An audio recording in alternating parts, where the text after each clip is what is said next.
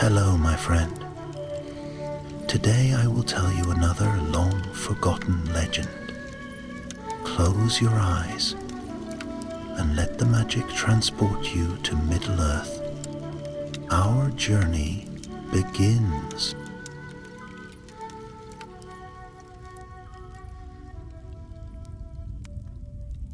In the days following the downfall of the Dark Lord, when the ashes of Mount Doom still smoldered and the banners of Gondor flew high over the White City, there arose a rumor. It was carried not by heralds or scribes, but by wanderers, soldiers, returned from battle, and merchants who passed through the ruins of the East.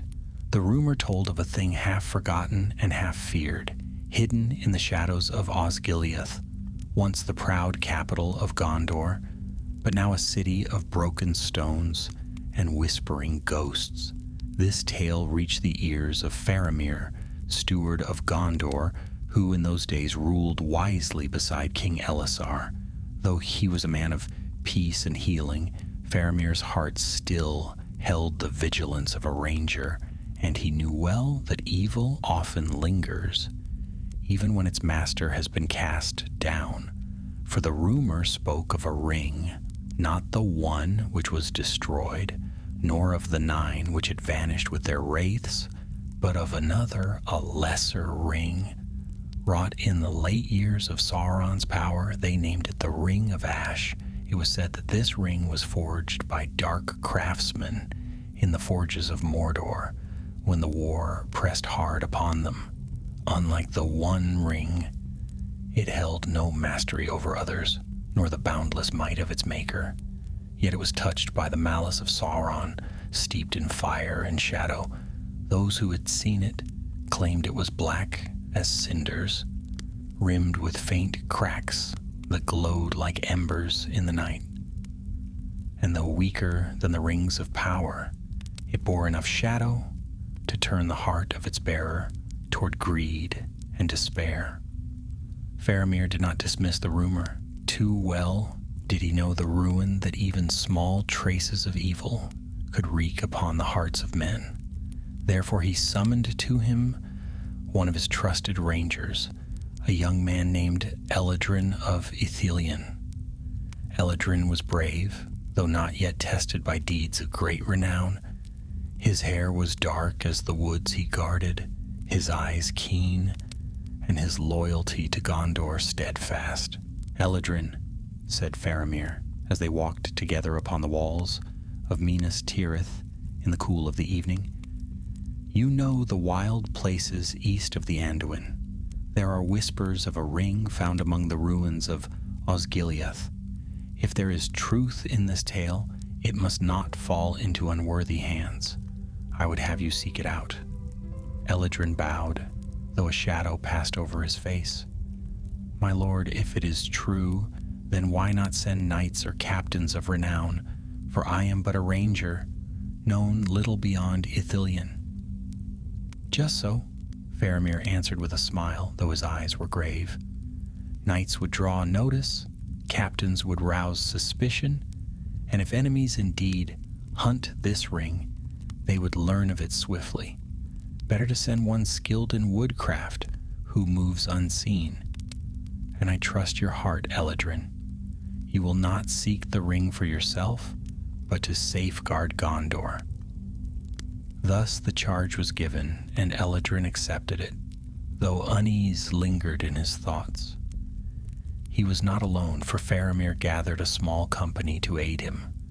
Marinor, an older ranger with eyes like a hawk, Calwyn, a healer who had tended many wounded in the war, and 2 stout soldiers of Gondor, Haldren and Daranor, sworn to guard their companions.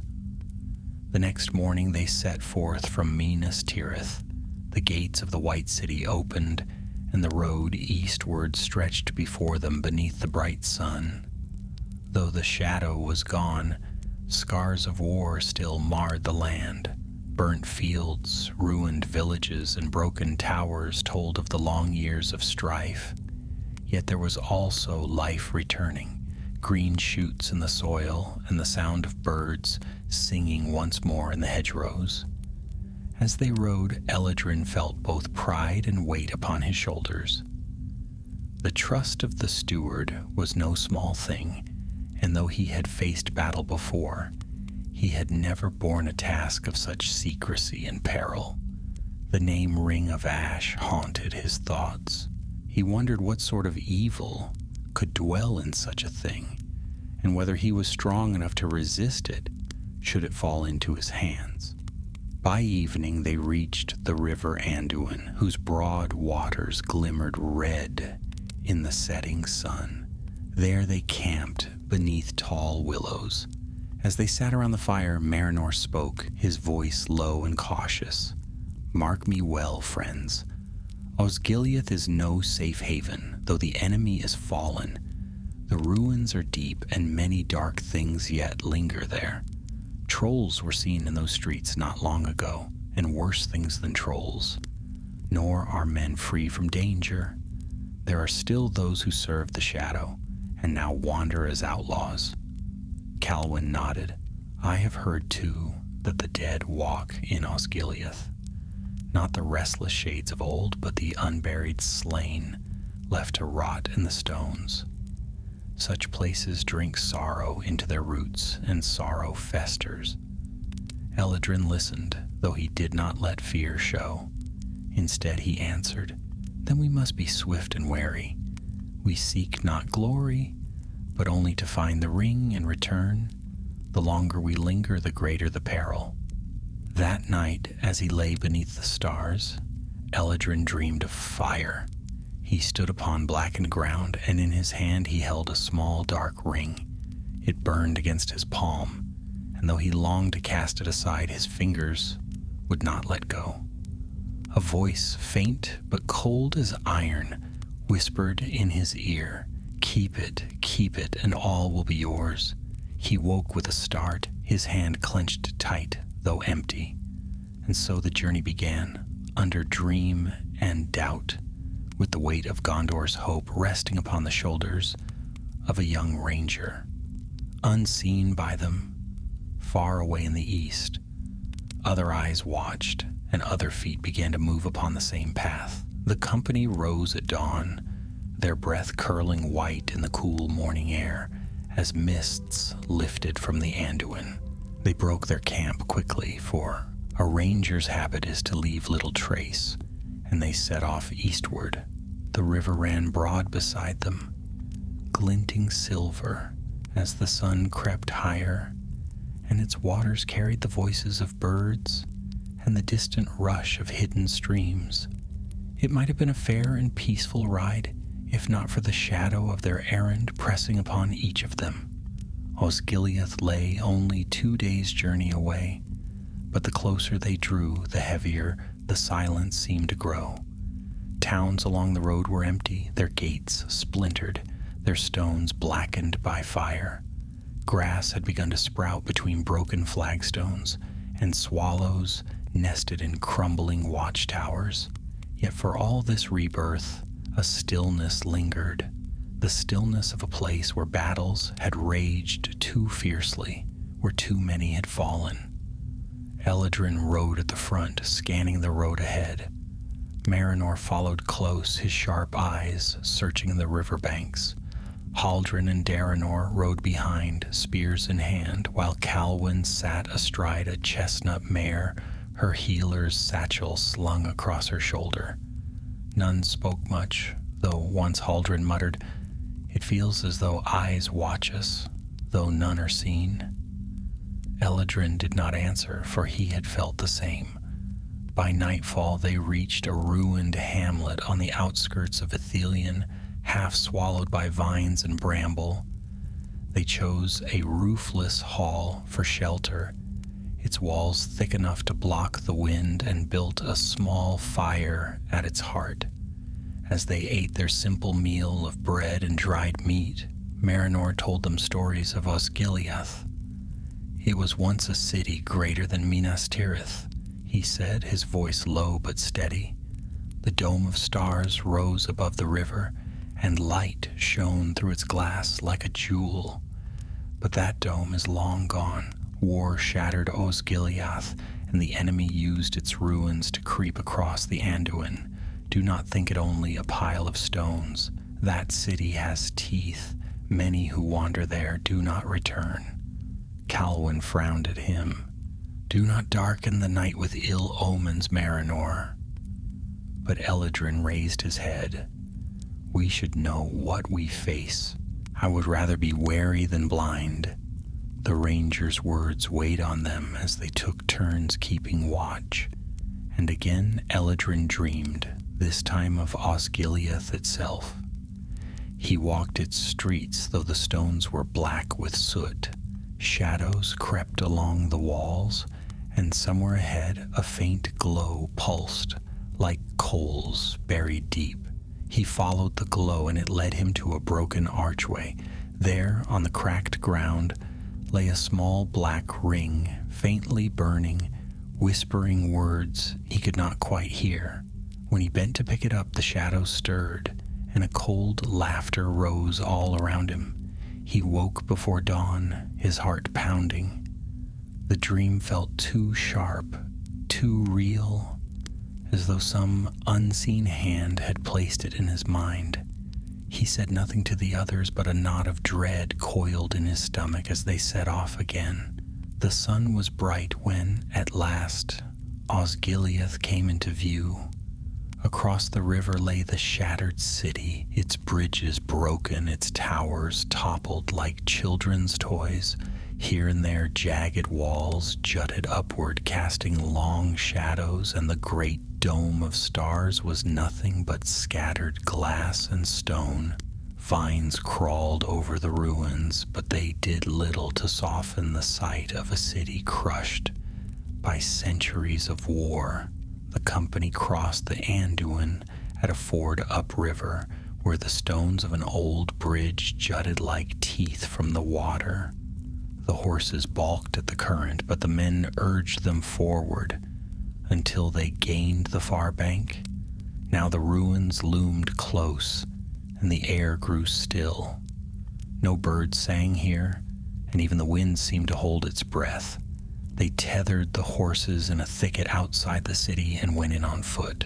Swords and bows were drawn, boots crunching softly on gravel and broken glass. Every street was a maze of collapsed walls and leaning arches, and more than once they found themselves forced to turn back, hemmed in by fallen stone. Calwyn shivered.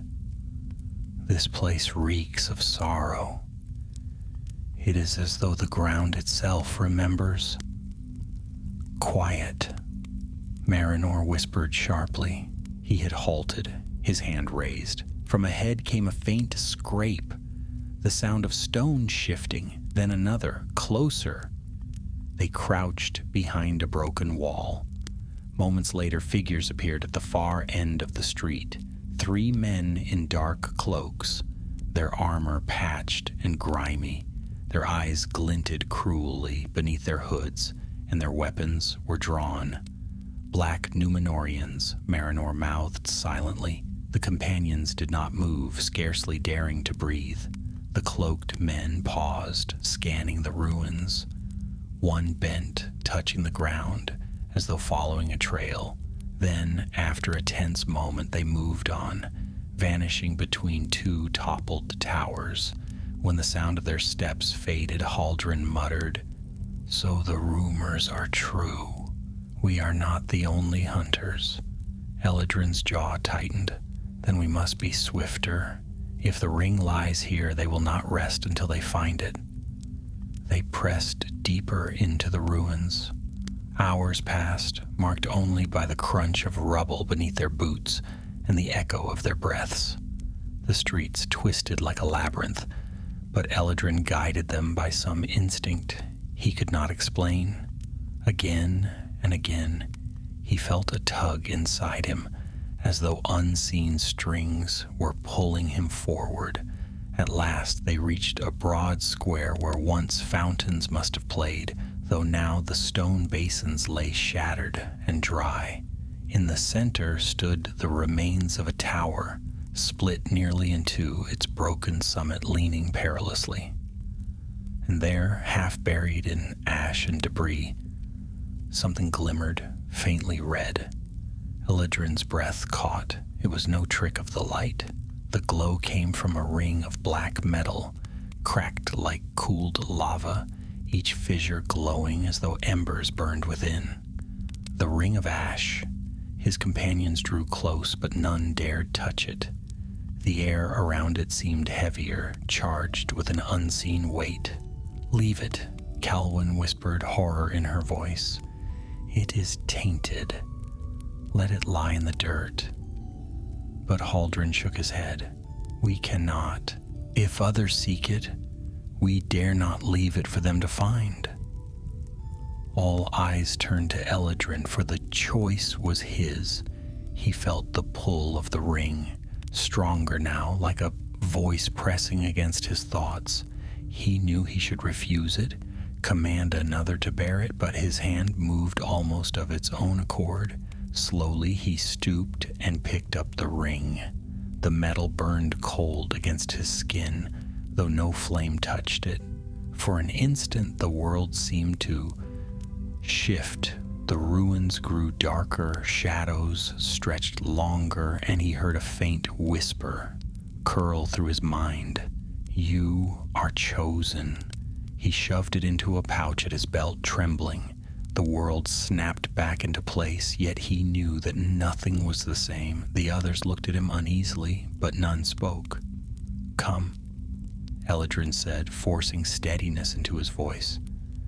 "We have what we came for. Now we must return, and swiftly." But even as he said it, a new sound rose from the shadows of Osgiliath, the harsh cry of horns.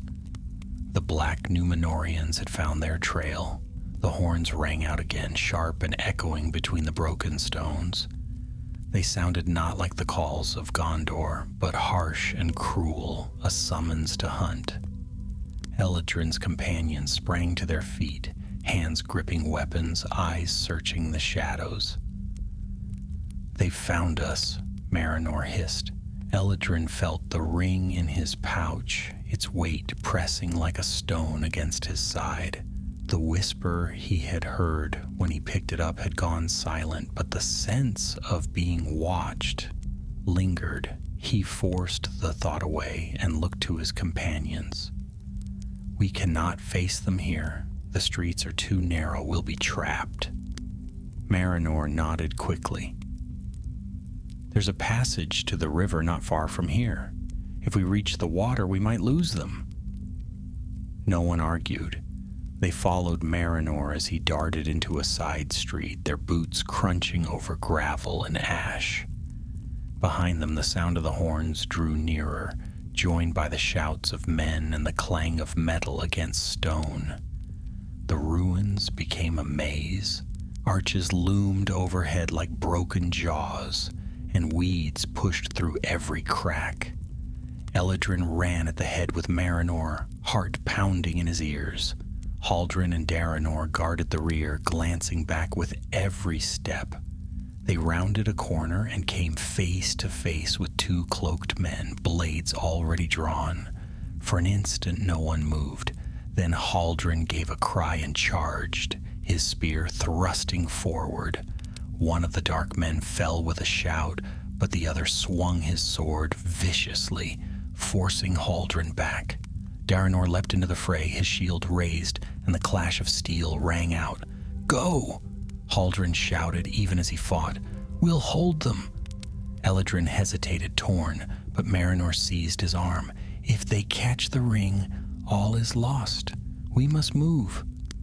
It was a cruel choice, but Elidrin forced himself to turn. Calwyn followed close, her eyes wide with fear as they plunged deeper into the ruins. Behind them, the sounds of battle grew faint, swallowed by the labyrinth of streets. At last they reached the river. The broad Anduin rolled dark and restless, its waters lapping against broken stone piers where once great ships had docked, but their path was blocked. A band of cloaked men waited there, 7 or 8 in all, their blades glinting in the fading light.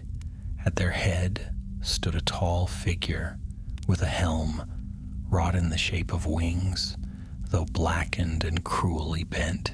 His voice carried like iron striking stone. "You have what is ours," he said. "Give it to me, and I may yet spare your lives." Marinor spat at the ground. "We owe you nothing, carrion of Mordor." The tall man laughed, a sound that chilled the blood. "Bravery or foolishness, it makes little difference. Hand over the ring." Eladrin's heart thudded painfully. The ring in his pouch seemed to burn hotter, as if eager to answer the call of this stranger. He felt his hand twitch toward it, but clenched his fist until his nails dug into his palm. No, he would not give it up. The men advanced, their blades raised. Marinor loosed an arrow, swift as thought, and one of them fell. But the others came on, shouting, and the companions were forced to fight. Steel clashed on steel. Marinor's bow was cast aside as he drew his sword. Calwyn darted back, flinging stones with desperate speed to distract their foes. Eladrin fought with a ranger's blade, striking and parrying, though the weight of the ring dragged at his mind. He could almost hear it whisper, "Use me. Call upon my power. You will not fall." The words tempted him, though he did not understand what the ring could truly do. But before he could falter, Marinor's voice cut through the din. "The water! Drive them back to the water!" Eladrin lunged forward, forcing his opponent toward the broken pier. The man stumbled, lost his footing, and fell into the river with a splash. Another followed soon after, struck down by Marinor. The tall leader remained, his eyes burning beneath his helm. He fought with a ferocity that drove them all back, his sword flashing like flame.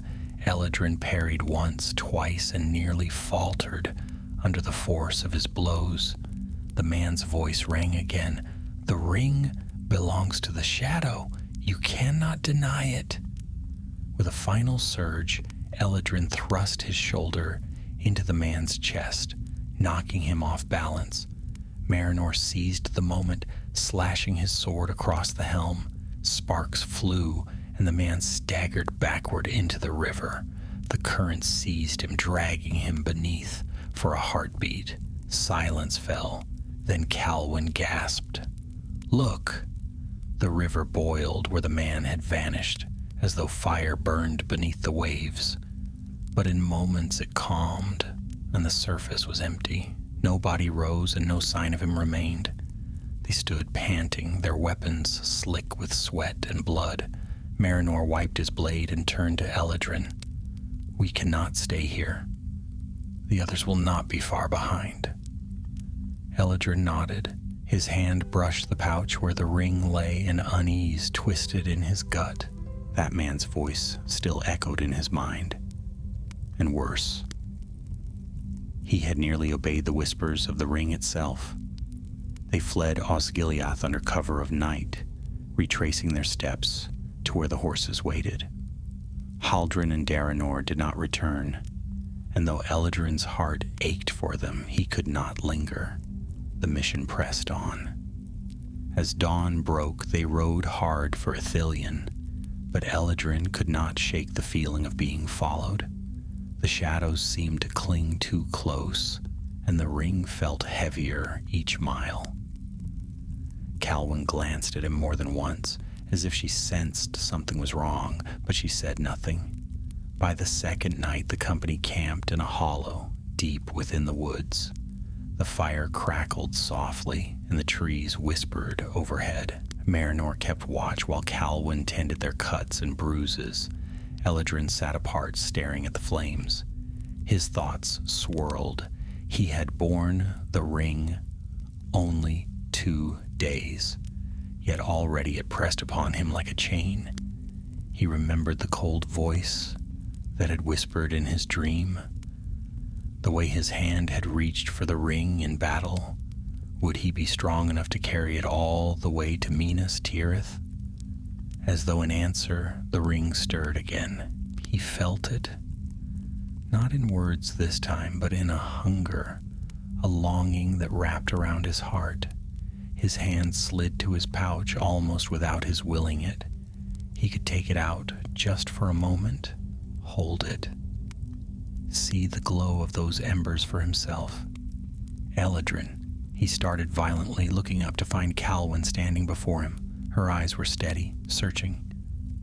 "You must be careful," she said quietly. "I see it in your face. The ring is already working upon you." He tried to deny it, but the words stuck in his throat. At last he muttered, "It is only a trinket of shadow. I am strong enough." But Calwyn shook her head. "No one is strong enough. Even small things of evil can twist the heart, if given time." Her words struck him harder than any sword. For the first time, Eladrin wondered not whether he could deliver the ring safely, but whether he would even want to, when the time came. And in the dark beyond the firelight, unseen eyes watched, and a cruel smile formed in the shadows. The forest of Ithilien was alive with whispers. Leaves trembled in the cool night air, and every rustle seemed to carry a hidden footstep. The companions had set their camp in a hollow beneath a cluster of beeches, their fire carefully banked to give little light. Yet Eladrin could not rest. He sat awake, staring into the darkness, feeling the weight of the ring against his side as if it were a living thing. Marinor kept watch at the edge of the clearing, bow in hand, while Calwyn slept, curled beneath her cloak. From time to time she stirred and murmured, her face troubled by dreams. Eladrin wondered if she dreamed of the ring as he did. The night stretched on, and at last Marinor returned to the fire. "I'll wake you at dawn," he told Eladrin. "Get some sleep if you can." But sleep would not come. Eladrin lay down only to be haunted by uneasy visions. Osgiliath in flames, the tall-helmed man rising from the river, his eyes blazing red, and through it all the voice of the ring whispered, "You need me. Without me you will fail. Take me, claim me, and none shall stand in your way." He woke with a start before dawn, sweat beading his brow. His hand had already gripped the pouch at his belt. Slowly he let go, ashamed. Calwyn's words from the night before returned to him. Even small things of evil can twist the heart. When morning came, they broke camp swiftly.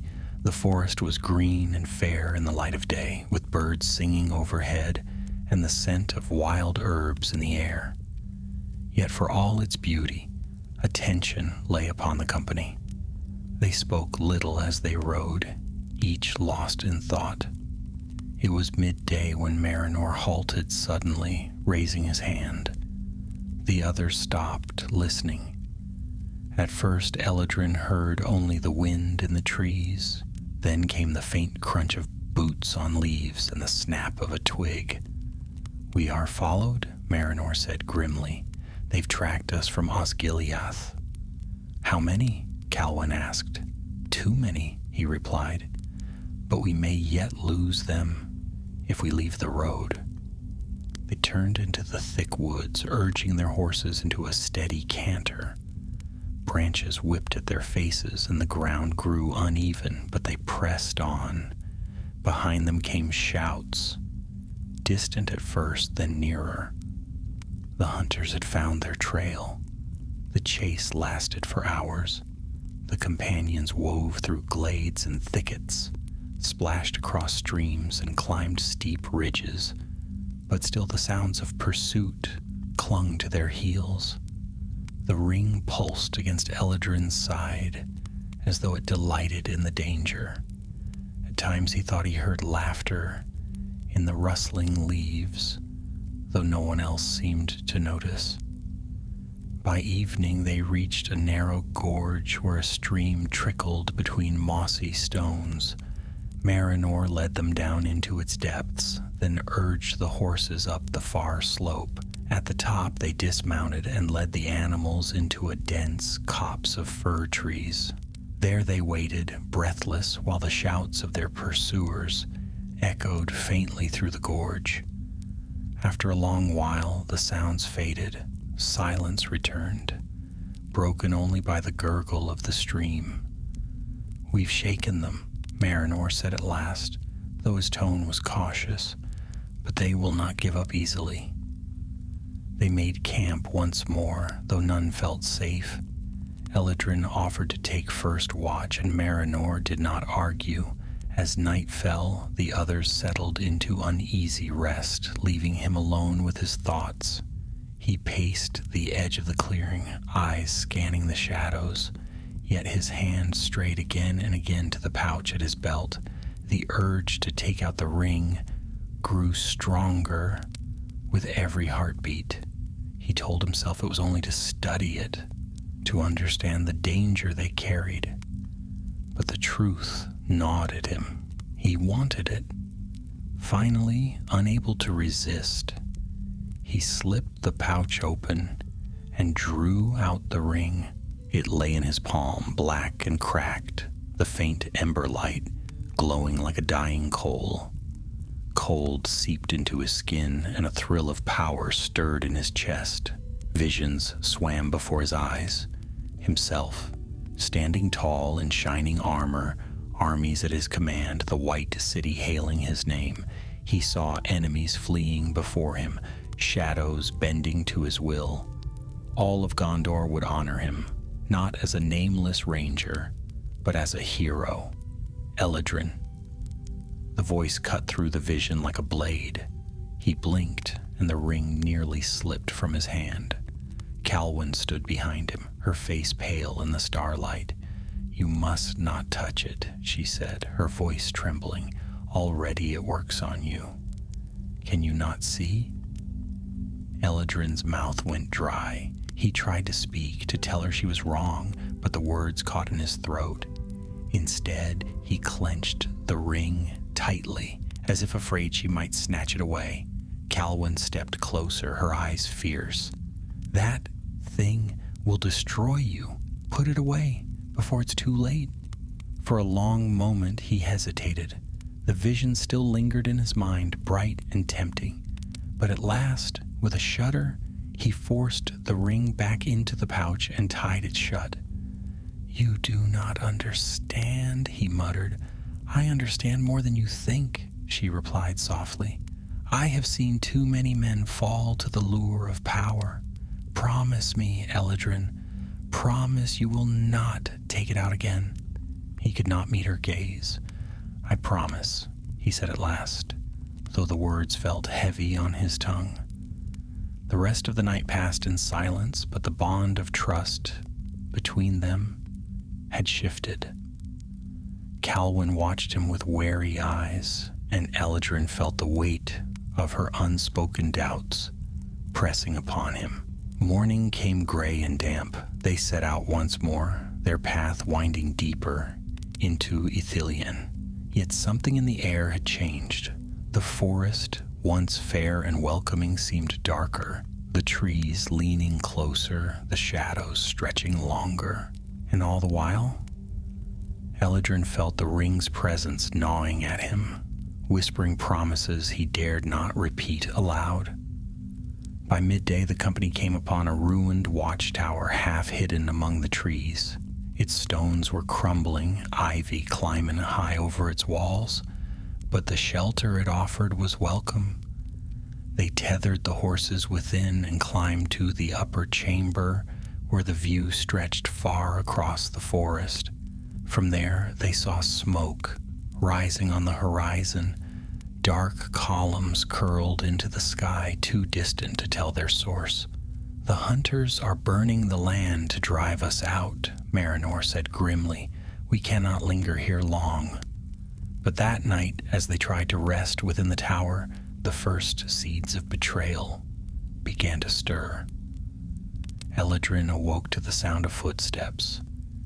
He rose silently, hand on his sword, and peered through the gloom. Marinor was moving about the chamber, his pack slung over his shoulder. At first, Eladrin thought he meant to scout ahead, but then he saw it. The way Marinor's eyes kept darting toward the pouch at his belt, the hunger in his gaze. "Where are you going?" Eladrin asked sharply. Marinor froze. For a heartbeat, silence hung between them. Then he forced a smile, though it looked more like a grimace, only to check the ground. "We cannot be caught unawares." But Eladrin saw the truth in his eyes. The ring's whisper had touched Marinor too. The ruined watchtower groaned in the wind, its stones shifting with soft cracks, as though the whole structure might tumble if one leaned too heavily against the wall. Eladrin and Marinor stood frozen in the moonlight that streamed through a gap in the roof. Dust drifted in thin beams, and somewhere above, an owl hooted. Eladrin's hand slid to the hilt of his sword. He had seen the hunger in Marinor's eyes. It was the same fire that had flickered within his own when he first held the Ring of Ash. A fire that whispered promises, feeding on pride and fear alike. "Checking the ground at this hour?" Eladrin said quietly. "You are not scouting, Marinor. Tell me the truth." The older ranger's face was hard to read. For a long moment he said nothing. Then his lips twisted into a bitter smile. "Do you think I do not know what you carry? I have seen it with my own eyes. That cursed thing you clutch like a treasure. You should not have it, boy." Eladrin stiffened. "The steward entrusted this task to me. I bear it until it is safe." "Safe?" Marinor's voice sharpened, no longer a whisper. "There is no safety with such a thing. You should have left it in the ruins. But since you chose to take it, do not think I will let you doom us all with your weakness." The words cut deep, for they struck close to truth. Eladrin felt heat rise in his cheeks, shame mingled with anger. "You doubt me because I am young," he said, his voice low but steady. "But this task is mine. Stand aside." Marinor took a step closer. His hand hovered near the hilt of his sword, though he did not yet draw it. "You are already slipping, Eladrin. I see how you look at the pouch. The ring is gnawing at your heart. Better that I take it and see it destroyed." A sharp gasp came from the shadows. Calwyn stood near the stairwell, her cloak wrapped tight around her. She'd woken silently and overheard their quarrel. Her eyes flicked from one to the other, fear and resolve mingling in her face. "Stop this," she whispered fiercely. "You cannot fight each other. Do you not see? That is what it wants. The ring is setting you against one another." But the words did little to soothe. Marinor's face had hardened. "If we wait, it will be too late," he said. "Better to end this now." His hand closed around his sword hilt. Eladrin's pulse quickened. His own fingers tightened on the grip of his blade. The thought of Marinor taking the ring filled him with dread, not because it would be lost, but because he could not bear the thought of it leaving his side. The realization shook him, yet his hand did not loosen. The silence thickened. Every breath seemed loud, every heartbeat a drum. Then, before steel could be drawn, Calwyn stepped forward, planting herself between them. "Enough!" she cried. Her voice, though soft, rang clear against the stone walls. "You will tear each other apart, and the shadow will win without lifting a finger. Is that what you want? To do its work for it?" Her words cut through the tension like a blade. Marinor's jaw worked, but at last he let out a sharp breath and turned away, pacing to the far side of the chamber. His hand dropped from his sword. "Think on what I said," he muttered, not meeting Eladrin's eyes. Eladrin did not sheath his blade at once, though he had not drawn it fully. His body trembled with the urge to keep fighting, to prove himself, to clutch the pouch and declare it his. But slowly, he forced his hand away and sank back against the cold wall. Calwyn's gaze lingered on him, filled with quiet sorrow. Then she, too, turned aside, wrapping her cloak tighter. No one spoke again that night. Dawn came gray and chill. The forest outside the watchtower steamed with mist, and the air carried the scent of rain. The companions broke camp in silence, their unease thick as the fog around them. They rode for hours, speaking little. Eladrin's thoughts churned. Marinor's accusation haunted him. Was it true? Had the ring already sunk its claws too deep? He remembered the visions he had seen, the thrill of holding it, the way his hand ached to touch it again. When they paused at a stream to water the horses, Calwyn came to stand beside him. She did not look at him directly, but her voice was quiet and urgent. You must be stronger than it, Eladrin. You cannot give it what it wants. He wanted to ask her how. How could he resist when every step, every heartbeat pressed him closer to yielding? But he said nothing, only nodded stiffly. By evening, the clouds broke and rain swept down in silver sheets. The company found shelter beneath a rocky overhang, the fire sputtering as they tried to keep it lit. Lightning flashed across the sky, and thunder rolled like drums of war. As they huddled together, the memory of Osgiliath returned to Eladrin's mind. The tall-helmed man, the boiling river, the horns that had pursued them. He could not shake the thought that the enemy was still close. His fears proved true. Near midnight, as the rain softened, a faint sound reached their ears, the distant blast of a horn. "They've found us again," Marinor said grimly. No one slept after that. At dawn, they pressed on through the sodden forest, mud sucking at the horses' hooves. The air was heavy, every sound muffled, yet always the feeling of pursuit lingered. By midday, they came upon the ruins of an old road, half swallowed by roots and moss. It led northward, winding through steep hills. Marinor studied it with narrowed eyes. "This was once a road of Gondor," he said. "Few travel it now, but it may lead us out of their reach." They followed the road, but it felt more like a trap than a refuge. The hills closed in on either side, and the trees grew dense overhead, shutting out the light.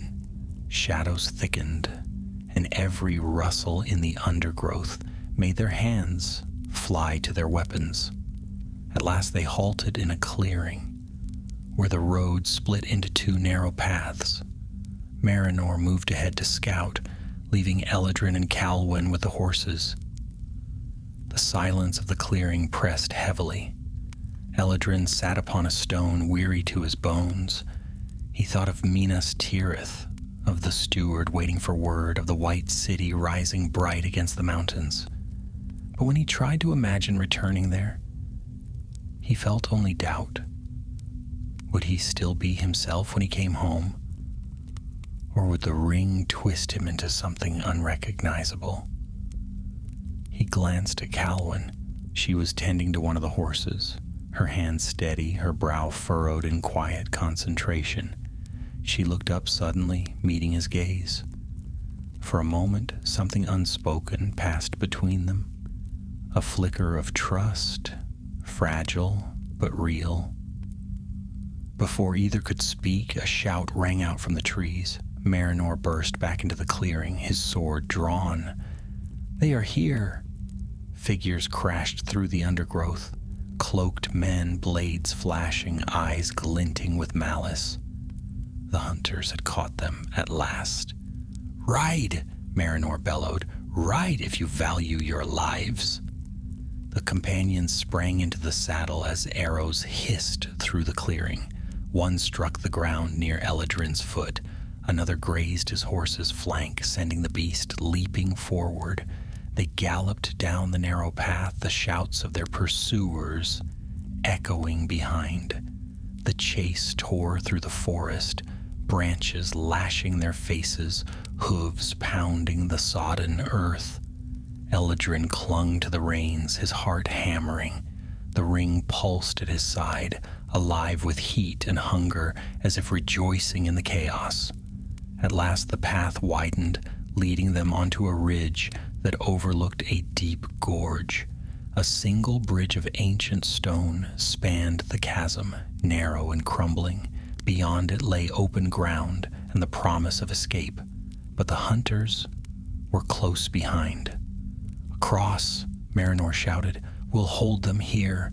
Eladrin spurred his horse onto the bridge, the stones slick beneath the hooves. Calwyn followed, clinging tight, her eyes wide with fear. Behind them, Marinor turned his horse sideways at the bridge's mouth, sword gleaming in the fading light. The cloaked men charged. Steel rang on steel as Marinor met them, holding the bridge alone. His cries echoed through the gorge, fierce and unyielding. "Go!" he shouted. "Do not look back!" But Eladrin did look back, and what he saw seared itself into his memory. Marinor standing tall against the flood of enemies, his blade flashing, his face resolute. The last sight before the press of cloaks swallowed him was his bow, still slung across his back, never drawn, as though he had chosen to fight this battle with steel alone. Then the bridge shuddered beneath Eladrin's horse, stones crumbling at the edges. He urged the beast forward, racing across before the path gave way. With a thunder of hooves, he and Calwyn reached the far side.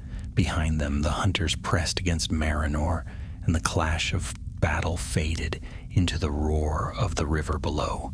Eladrin's chest heaved, torn between grief and duty. The ring burned against his side, its whispers louder than ever. "Marinor is gone. You are alone now. Only I can give you strength." The roar of the river faded as Eladrin and Calwyn galloped into the open lands beyond the gorge. Rain had washed the hills clean, leaving the air sharp with the scent of wet earth and pine. But the pounding of their hearts drowned out all beauty. Behind them, the narrow bridge trembled under the weight of battle, and then came a terrible crash as stones broke away and tumbled into the depths below. Calwyn reined in her horse, turning to look. Dust rose in a pale cloud over the chasm. There was no sign of Marinor. "He's gone," she whispered, her voice hollow. Eladrin tightened his grip on the reins. He wanted to speak, to offer some word of hope, but none came.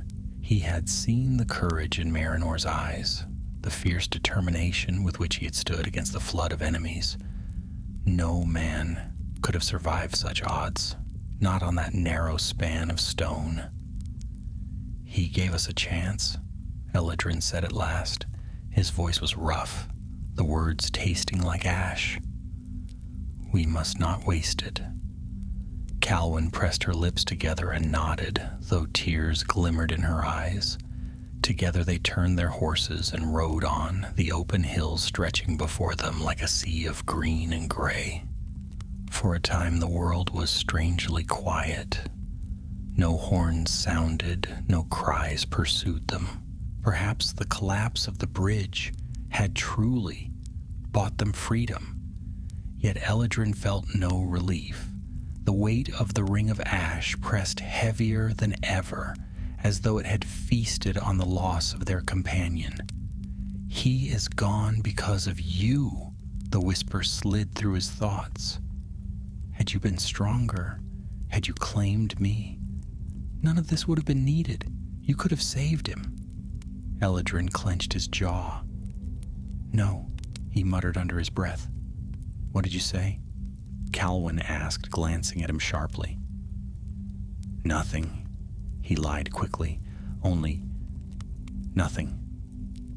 They pressed on until dusk, when the sky blazed with streaks of red and gold. At the crest of a hill, they looked out and saw Ithilien spreading below them, the land rolling away toward the white mountains. Smoke no longer rose from the horizon, and for a brief moment, it seemed they had escaped the shadow. They found shelter in a shallow cave half hidden by thorn bushes. Calwyn set about tending the fire while Eladrin unsaddled the horses, his movements slow with weariness. When the flames caught, flickering against the stone walls, Calwyn sank down beside them, her face pale with exhaustion. For a long while they sat in silence, listening to the crackle of the fire. Then Calwyn spoke softly. "Do you think he knew?" Eladrin frowned. "Knew what?" "That he would not return.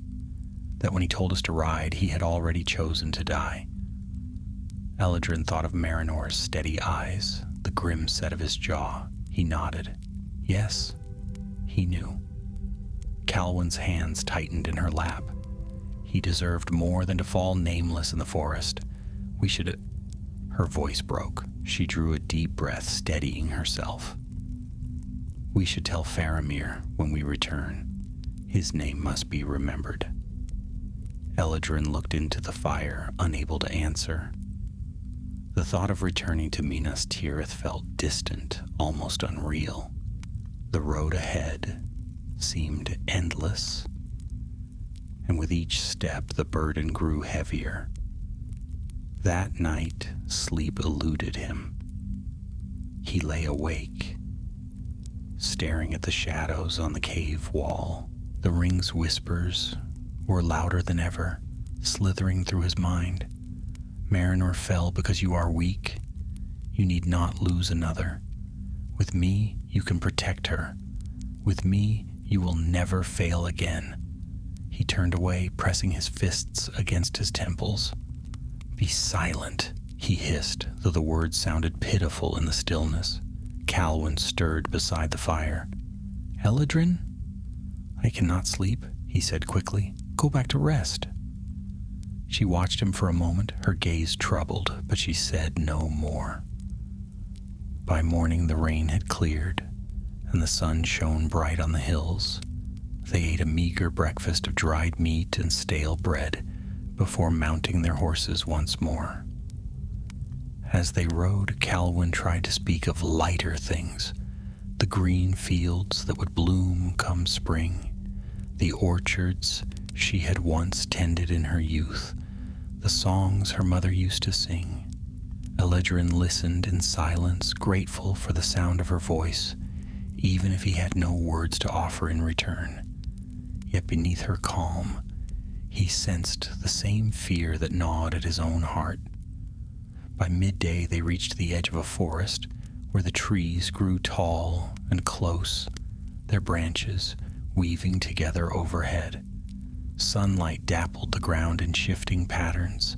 It should have felt safe, a shelter from the open road, but Eladrin's unease only deepened. "We should not linger here," he said, scanning the shadows. Calwyn nodded. "The forest is fair, but it hides too much." They pressed on, guiding their horses along a narrow deer path. The air grew cooler, and the sound of running water reached their ears. Soon they came upon a small stream that wound between mossy banks. They paused to let the horses drink. It was then that Eladrin saw it, a footprint in the mud at the water's edge. The print was fresh, the edges sharp, too fresh to have been left long ago. He crouched, his hand brushing the damp earth. "Someone has passed this way," he said. Calwyn's face paled. "Do you think—" "Yes," Eladrin answered grimly. "They are not far behind." They mounted quickly and pressed deeper into the woods, every sense alert. The trees closed around them, the path twisting and turning. At times Eladrin thought he glimpsed movement. In the corner of his eye, a flicker of shadow, the rustle of branches. But whenever he turned, Nothing was there. As the light began to fade, they reached a glade where the stream widened into a shallow pool. The water mirrored the sky, now streaked with purple and gold. Calwyn urged her horse to the edge, but Eladrin halted. "Wait," he said sharply. She turned to him, confused. "What is it?"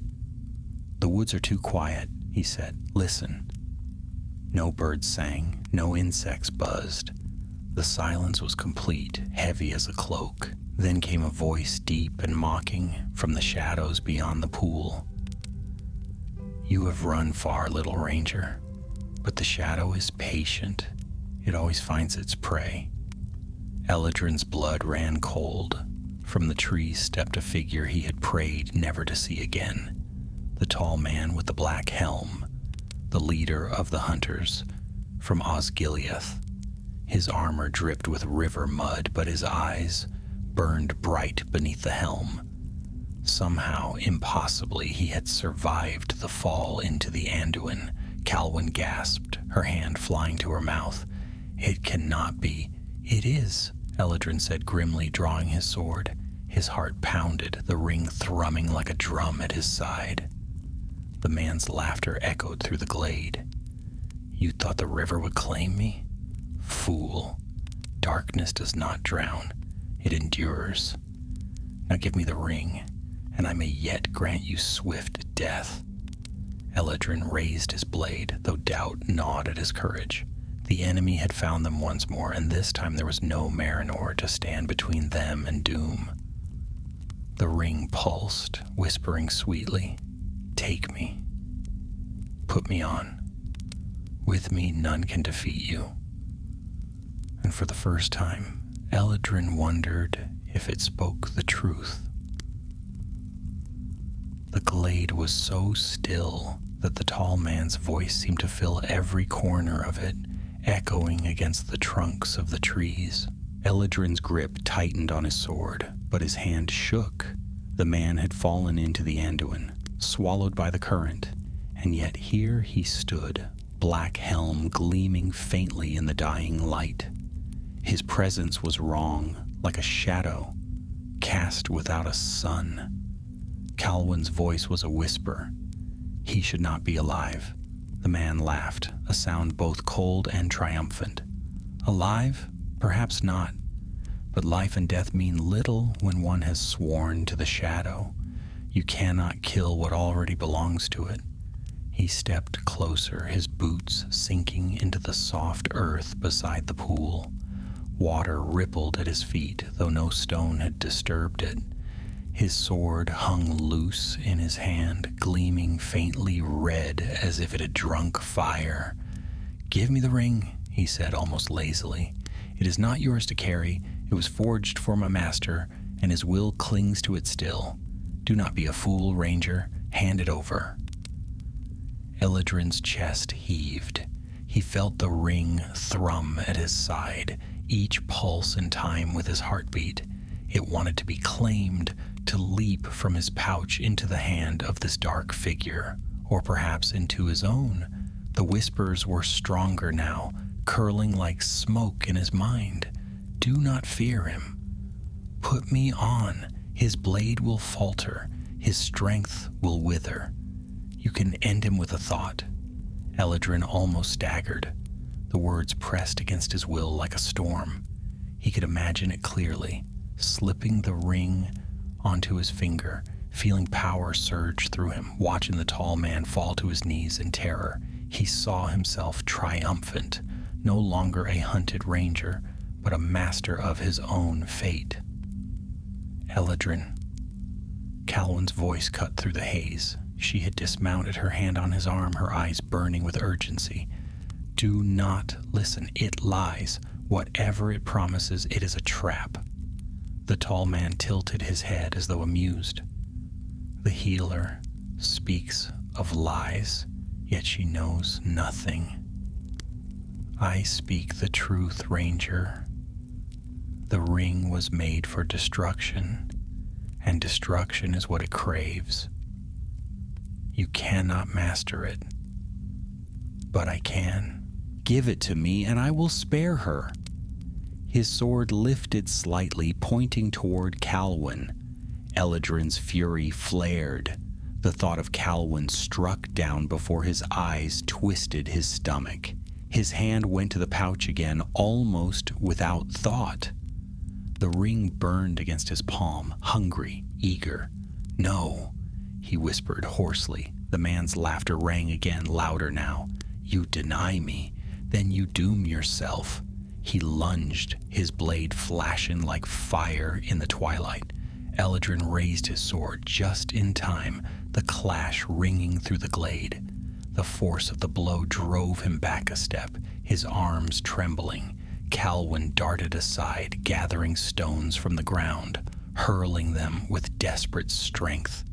One struck the man's helms with a sharp crack, though he barely flinched. His gaze never left Eladrin. Steel clashed again and again. Eladrin fought with every ounce of skill he possessed, but the man's strength was unnatural. Each strike jarred his bones. Each parry left his arms aching. "You are weak," the man taunted, his voice low and steady.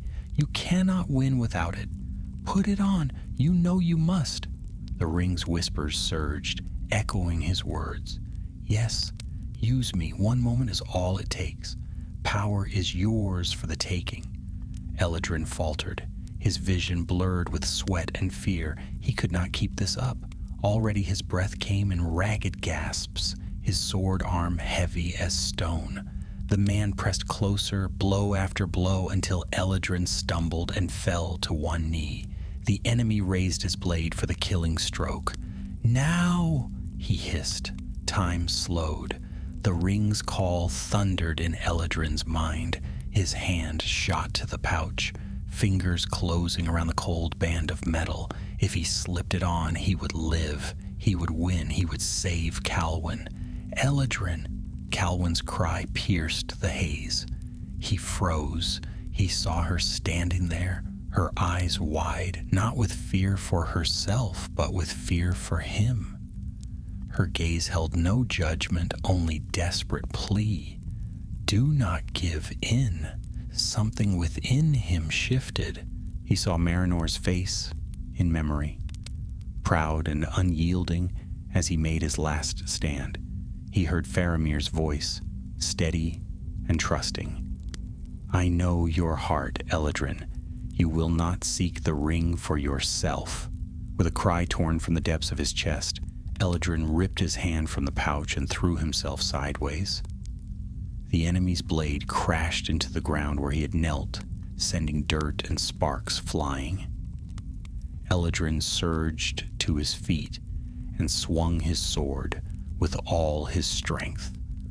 The blade struck the man's side, biting through armor. For the first time, the enemy staggered, a grunt of pain escaping him.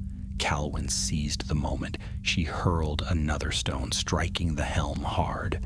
The man reeled, and Eladrin pressed forward, driving him back step by step until he teetered at the edge of the pool. The man snarled, his voice raw with rage. "You cannot defeat me. The shadow does not die." With one final thrust, Eladrin drove his sword into the man's chest. The cry that followed was not human, but something deeper, a roar of pain and fury that shook the trees. The man's form flickered, his body twisting as though made of smoke. Then, with a final shudder, he fell backward into the pool. The water erupted, boiling as though a fire had been plunged into it. Steam rose, filling the glade with choking mist. Eladrin stumbled back, coughing, his sword still clenched in his trembling hand. Calwyn rushed to his side, steadying him. For a long moment they watched the pool. The water churned and frothed, then slowly stilled.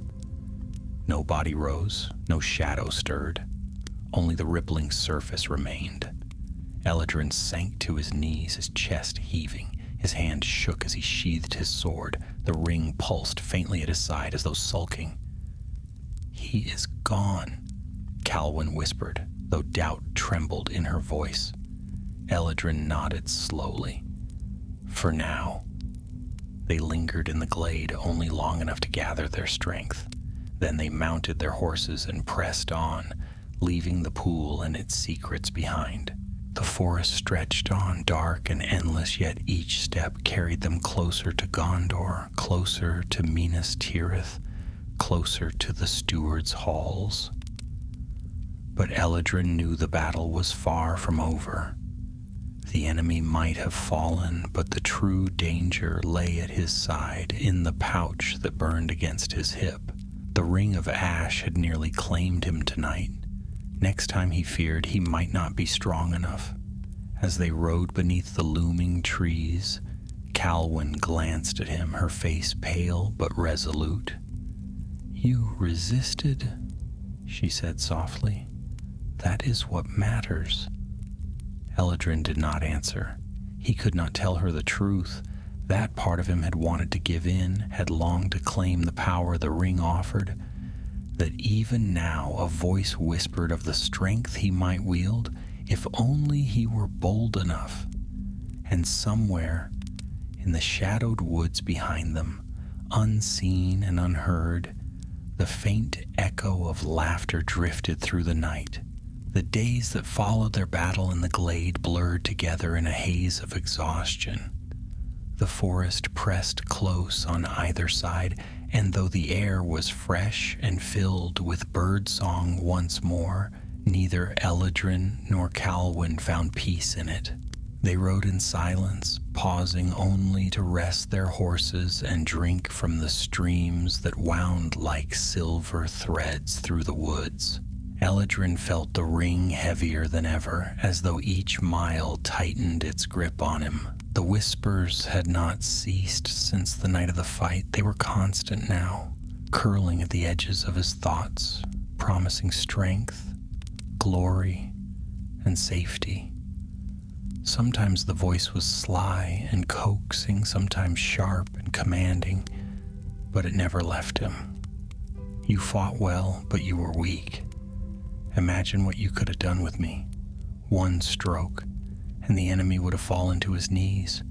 Why struggle when you could master all?" He clenched his fists on the reins, forcing his eyes forward. "Be silent," he muttered under his breath. Calwyn glanced at him.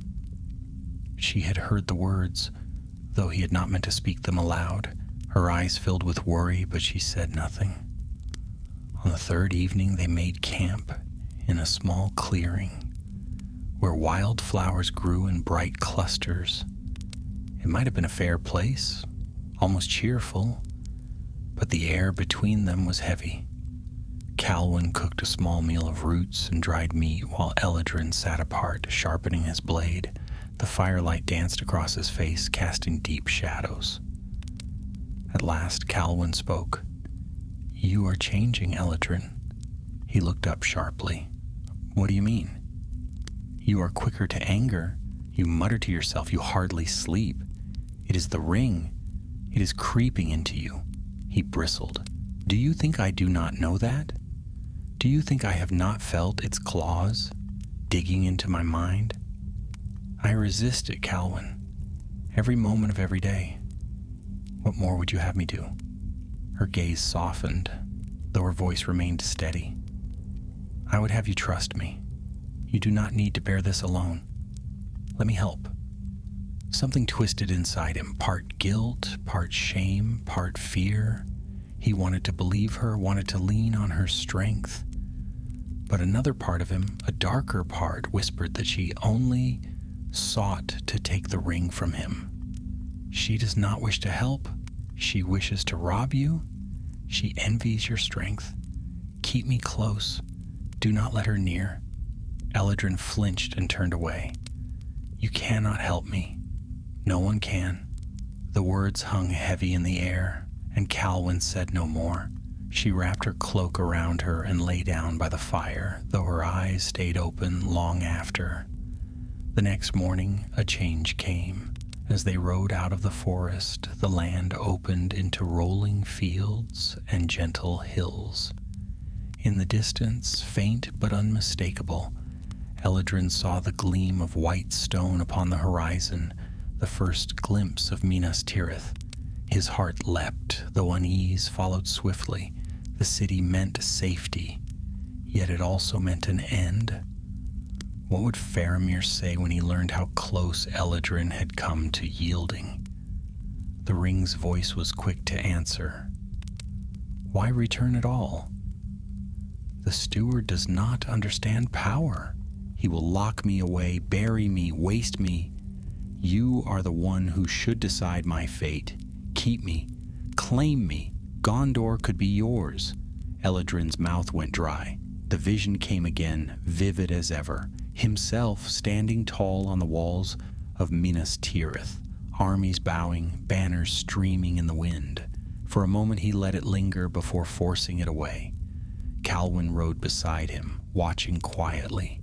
At last she said, "We are close. Another 2 days, perhaps 3, and we will be within the White City's walls." Eladrin nodded, though his thoughts churned. 2 or 3 days. Could he hold out that long? That night they camped at the edge of a thicket where a ruined farmhouse stood crumbling. Its walls leaned, its roof half collapsed, but the hearth was still whole enough to hold a fire. They kindled a small flame and settled within. Eladrin sat with his back to the wall, staring at the pouch. He told himself he only meant to check it to ensure the ring was still there, but his fingers trembled as they untied the cord. He drew it out slowly. The firelight caught on its black surface, the faint cracks glowing like embers.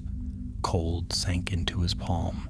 The whispers grew louder, swirling, insistent. You hold me, yet you do not use me. Why suffer? Why bleed? Put me on. Feel the strength that is yours by right. He almost slipped it onto his finger. His hand trembled, the ring balanced on the tip. His breath came shallow, his vision tunneling until all he could see was the dark band of metal. Then a hand closed over his. Calwyn knelt before him, her face pale but fierce. "No," she said. Her voice was steady, though her hands shook. "Not this, not you." Eladrin's chest heaved. For an instant, rage flared. How dare she touch it? How dare she stop him? His fist clenched, and the thought of striking her flashed, unbidden, in his mind. The horror of it froze him. He dropped the ring back into the pouch and tied it shut with shaking hands. His whole body trembled. His voice broke. He could not finish. Calwyn sat back, tears shining in her eyes. "You are stronger than it, Eladrin. You are, but you must not face it alone. Promise me you will not take it out again. Promise me." He swallowed hard, then nodded. "I promise." But even as he spoke the words, he knew they were fragile as cobwebs in the wind. The next day dawned bright, the sky clear and the air fresh. They set out early, eager to close the distance to Minas Tirith. Yet unease dogged their steps. By afternoon they reached a narrow valley where a stream ran swift and clear. They paused to water the horses, and it was there they saw movement. Shadows flitting along the ridge above. Eladrin's hand flew to his sword. "We are watched." From the ridge stepped not cloaked men this time, but tall figures in dark mail, their helms crowned with cruel points. Black Númenóreans. Their leader raised a spear, and his voice rang out across the valley. "Ranger, you carry what belongs to us. Surrender it, and we will grant you a clean death. Resist, and your suffering will be long." Calwyn's face drained of color. "How many are there?" Eladrin counted quickly. "At least a dozen. Too many." The ring pulsed at his side, its whispers now a roar. "Put me on.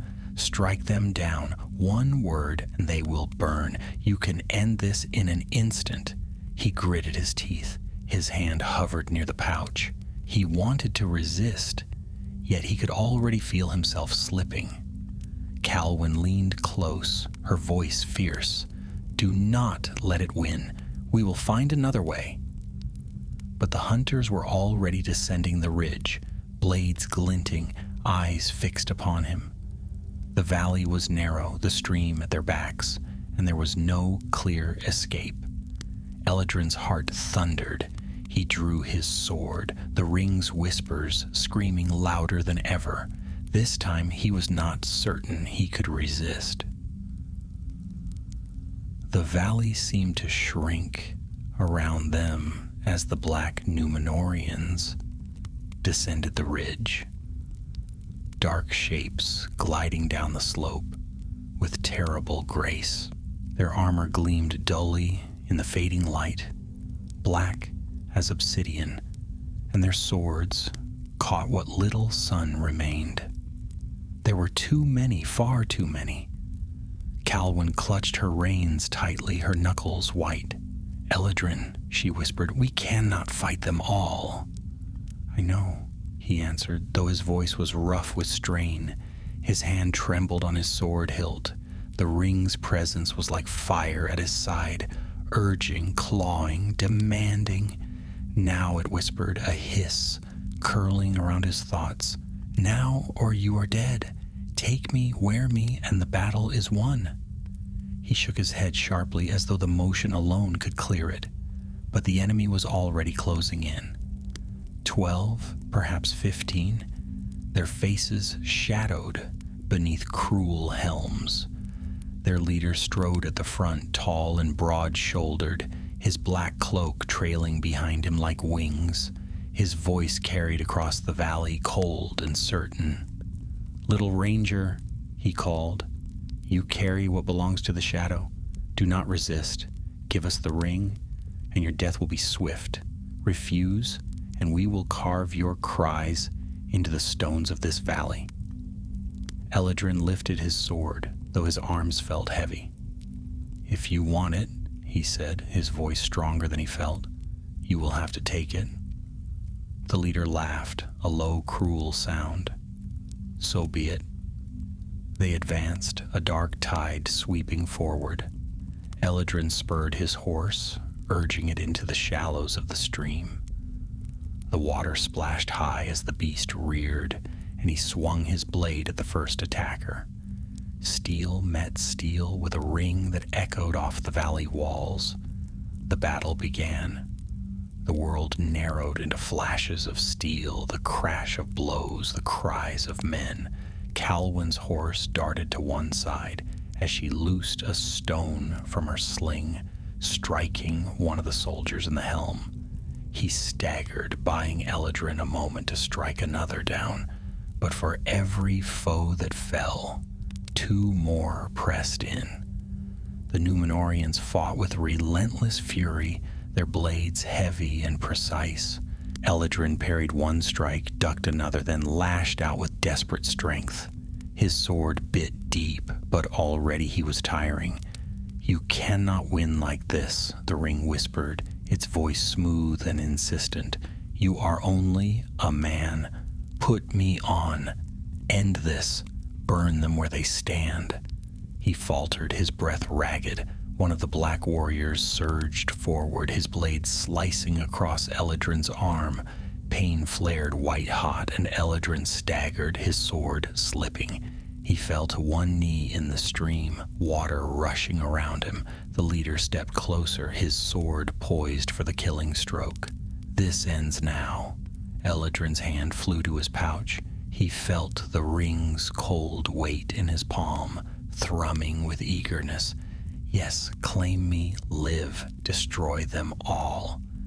Calwyn's cry cut through the haze. "Eladrin, no!" He looked up. She stood on the far bank, her hair damp with spray, her eyes fierce with fear and defiance. She had drawn her small dagger, holding it ready, though she knew it could do little. Yet she stood her ground, unyielding, her gaze locked on his. "Do not let it win. You are stronger than this." The world hung in balance. His fingers tightened around the ring, every part of him screaming to use it, to survive, to protect her. But deep within, beneath the whispers and the fear, he heard another voice, steady, quiet, the memory of Faramir's trust. "I know your heart, Eladrin." With a cry that tore his throat raw, he flung the ring back into the pouch and surged to his feet. His sword flashed upward, striking the leader's blade aside. With a desperate thrust, he drove his steel into the man's shoulder. The cry that followed was inhuman, a roar of rage that shook the ground. The leader staggered, black blood staining his armor. Eladrin wrenched his sword free and struck again, forcing him back. "Go!" he shouted to Calwyn. "Ride!" She hesitated, only a heartbeat, then turned her horse and galloped up the slope, stones flying from the hooves.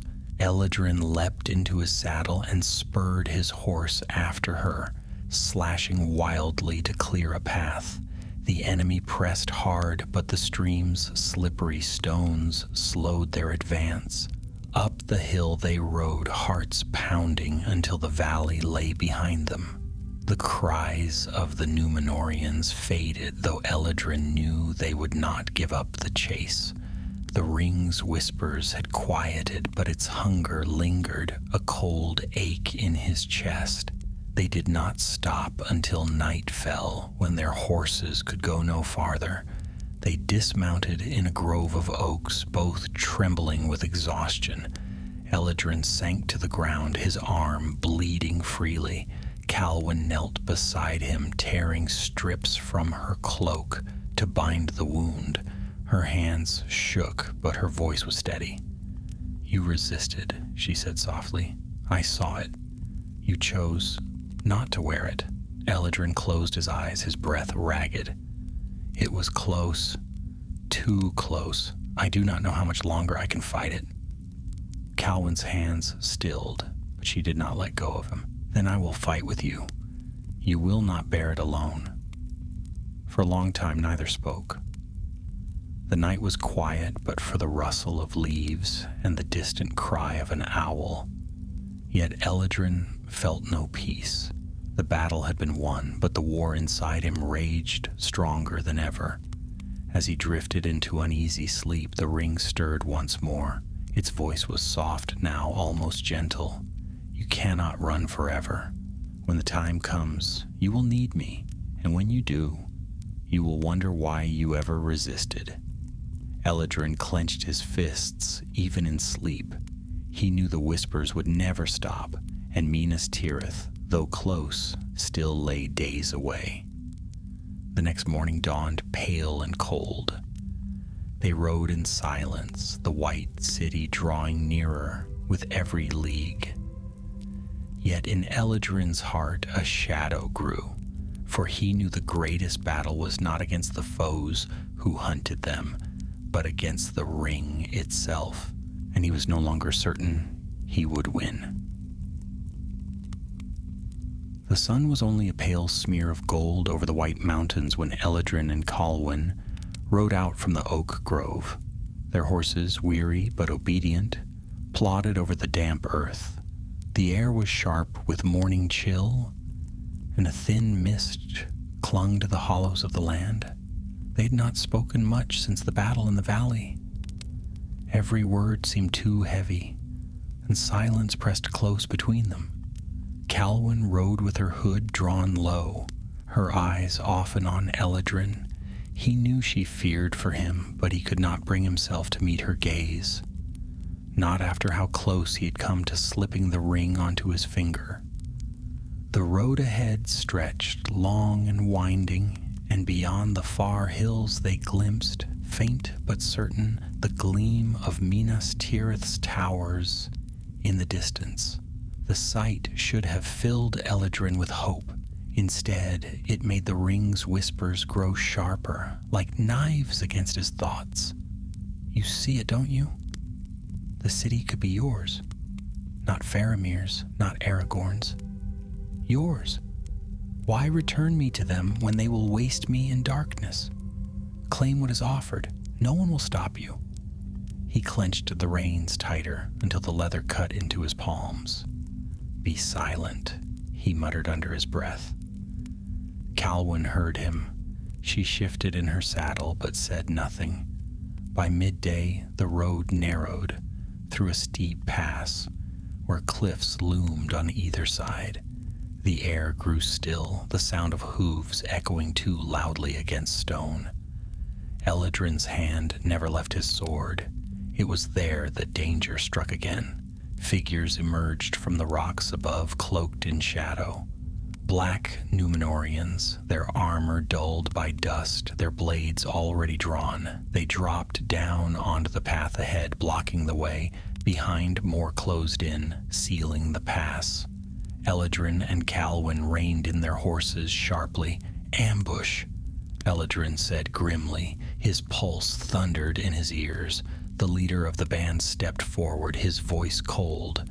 "Ranger, healer, you cannot escape. We have pursued you for days, through forest and vale, through river and stone. The ring is ours. Hand it over, and you may yet beg for mercy." Calwyn's horse sidestepped nervously, but she held her ground. "We will never give it to you," she said, her voice clear and firm. The man laughed, cruel and harsh. "Then you will die here, and the ring will be taken from your corpse." They came forward as one, black blades glinting. Eladrin drew his sword, but his hand trembled. There were too many. He could not protect Calwyn, not like this. The ring pulsed at his side, a steady thrum that matched the hammer of his heart. Now it urged, smooth and insistent. "Now is the moment. Put me on. You will not falter.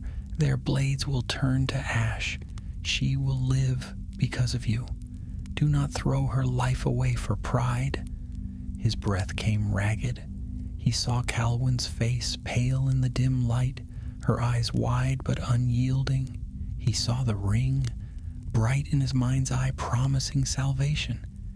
And he faltered. His hand went to the pouch. His fingers brushed the cord, tugged it loose. The ring was there, cold and gleaming, waiting for him. "Eladrin!" Calwyn's voice was sharp, almost a cry. He froze. She had seen. Her eyes locked on his, fierce with desperation. "If you put it on, you will be lost. Don't you see? That is what they want. That is what it wants." The black Númenóreans pressed closer, blades raised. Their leader sneered, "Choose, Ranger. Die as a fool or live as master. Either way, the ring comes to us." Eladrin's vision blurred. The world seemed to narrow to two choices: death or power. His hand trembled. The ring balanced on his palm. The whispers screamed now, a chorus of voices promising glory.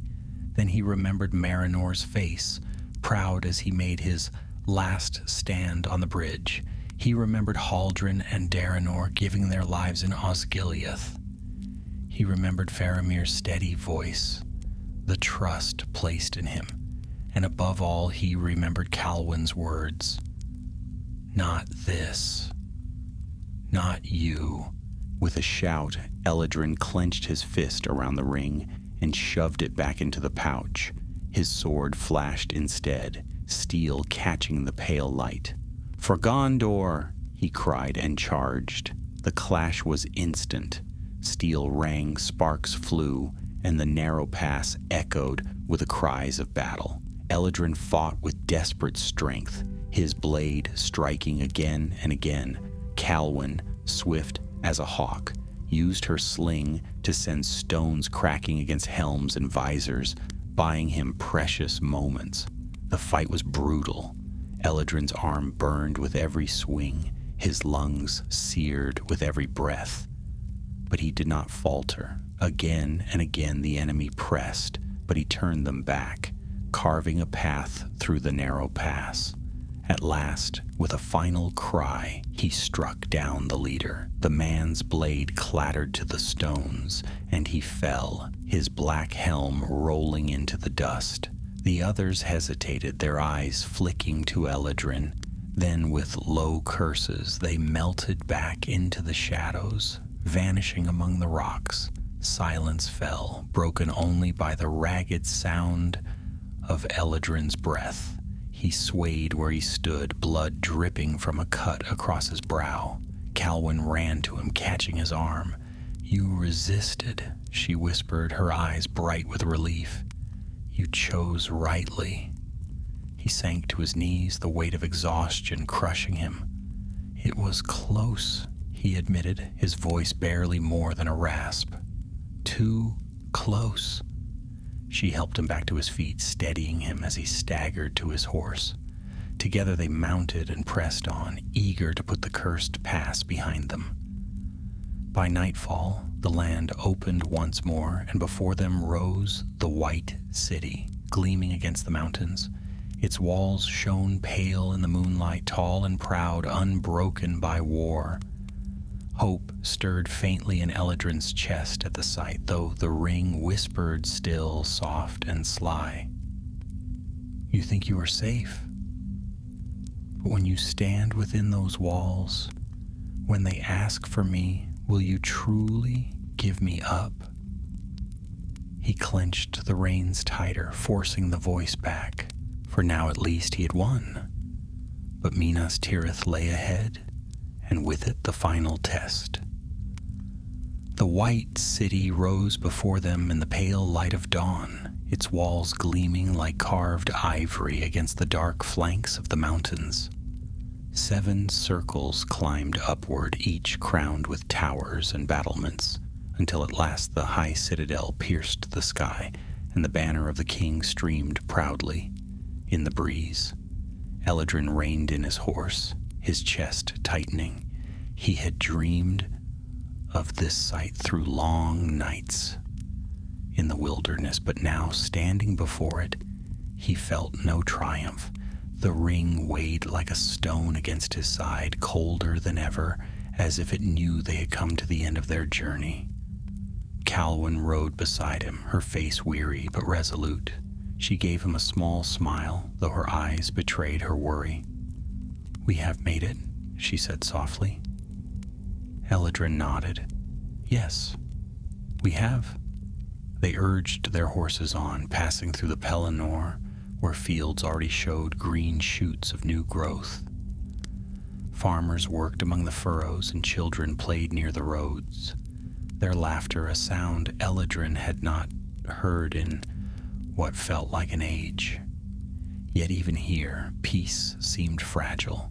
The people watched the travelers with wary eyes, for word had spread that not all shadows were gone from the world.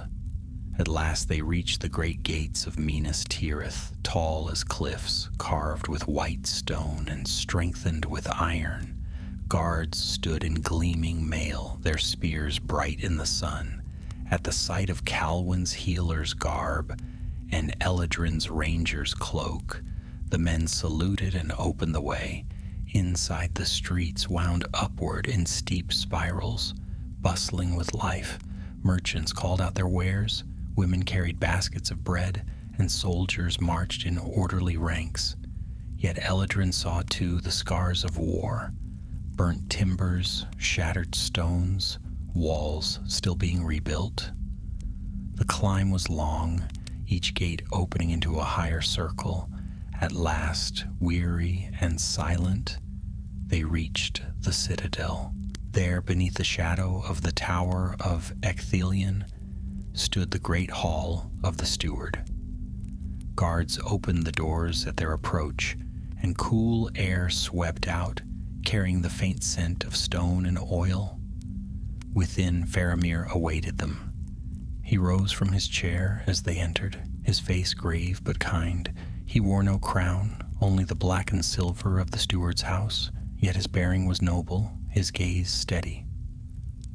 "Eladrin," he said, stepping forward. "Calwyn, you have returned. Praise be, for word had reached us that the wilds were not safe. Many feared you lost."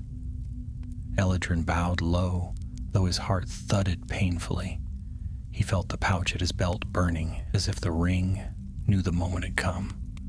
"My lord," he said hoarsely, "we found it, the ring of ash, and it has been a heavy burden." A murmur rippled through the guards at those words, but Faramir lifted his hand, silencing them. His eyes searched Eladrin's face. "You carry it still?" Eladrin hesitated. His hand drifted to the pouch. For a heartbeat, the room blurred, and he saw himself not as a weary ranger, but as a lord, standing proud in the hall, the steward bowing before him, the city hailing him as its master. The vision was so vivid he nearly staggered. "Give it to no one," the ring whispered. "It is yours. They will not understand. They will fear you, betray you. Keep me, and Gondor will kneel at your feet." His hand clenched on the pouch. Sweat beaded his brow. He could not move. He could not breathe. Then Calwyn's hand touched his arm. Her voice was low but clear. "Eladrin, you have come so far. Do not falter now." Her touch was steady, her eyes filled with trust. Eladrin closed his eyes. He remembered Marinor's last stand, Haldren and Daranor's sacrifice, the endless nights of struggle. He remembered the promise he had made, to resist no matter the cost. With a cry that was half anguish, half defiance, he tore the pouch from his belt and cast it upon the stone floor. The ring spilled out black and cracked, its faint glow pulsing like a dying ember. The whispers shrieked in his mind, furious, desperate, but he turned away. "There," he said, his voice shaking. "Take it. I want no more of it." Silence filled the hall. The guards stared, their faces pale. Faramir stepped forward slowly, his gaze fixed on the ring. He did not touch it. Instead, he turned to Eladrin, his expression solemn. "You have done what few could," he said. "You bore a shadow, greater than most men could endure, and you did not yield. Gondor owes you a debt." Eladrin shook his head. "I nearly failed. Again and again I nearly failed." "But you did not," Faramir said firmly. "That is what matters." He signaled to the guards, who fetched a strong casket of iron. With great care, the ring of ash was sealed within. Its glow dimmed as the lid closed. Calwyn let out a long breath, her shoulders sagging. Eladrin felt as though a weight had been lifted from his chest, though his body still trembled with exhaustion. Faramir placed a hand on his shoulder. "Rest now, Eladrin. Your part in this is done. The ring will trouble you no longer." For the first time in many days, Eladrin believed him. That night, they were given chambers within the citadel. Calwyn tended his wounds, her touch gentle, her words few. When at last he lay down to sleep, Eladrin felt the silence within his mind. No whispers, no taunts, no promises of power, only quiet. And yet, as he drifted into slumber, a thought lingered at the edge of his dreams. The memory of the ring's voice, soft and cunning, whispering of glory. He hoped it was only memory. The next morning dawned bright, the sky clear above the white city. Bells rang from the towers, and the streets below bustled with life.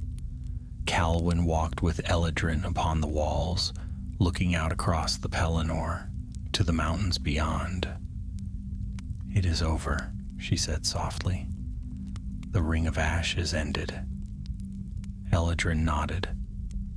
"Yes, and yet..." He trailed off, his gaze distant. "And yet what?" He looked at her, and for the first time in many days, he smiled. "And yet, Gondor endures. That is enough." They stood together as the sun rose higher, the white city gleaming in its light. The shadow of the ring of ash was gone, though its memory would linger. But for now, there was peace, and the promise of days unshadowed. And in that promise, Eladrin found hope.